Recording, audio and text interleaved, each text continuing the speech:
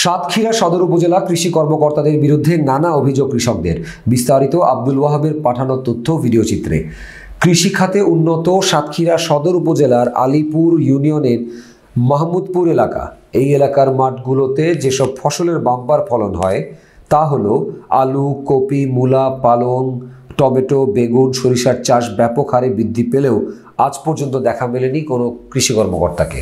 রোববার সকালে এসব এলাকার একাধিক কৃষকরা ৭১ বাংলাকে জানিয়ে কোনো কৃষি কর্মকর্তারা আমাদের মাঠে আসে না, কোনো পরামর্শও দেয় না, এমনকি এই এলাকার দায়িত্ব পালনে কে আছে তাও চেনেন না কৃষকেরা, এমন সব অভিযোগ করেছে তারা। কৃষকরা আরও জানান, ফোন করলেও আসে না কেউ। অন্যদিকে এলাকার জনশ্রুতি মাঝে মধ্যে সন্ধ্যাবেলায় আসে কৃষি কর্মকর্তারা। তিনি মাহমুদপুর বাজারে চায়ের দোকানে বসে তার নিজস্ব চামচাদেরকে নিয়ে বসে আড্ডা দিয়ে চলে যায়।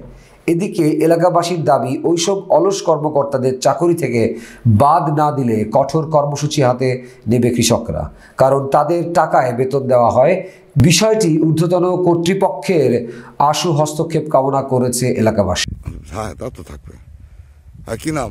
মোহাম্মদ সাইফুল্লাহ। এই কবির খাত কার? এই কবির খাত আমার, শস্যি খাত আমার, আলু খাত আমার। এই যাবতীয় তরিতরকারি যা যেখানে লাগাই, কৃষি অফিসাররা ফোন দিলেও ওরা আসে না, কোনো একটা পরামর্শ দেয় না যে পরামর্শ নাও। আসে না, না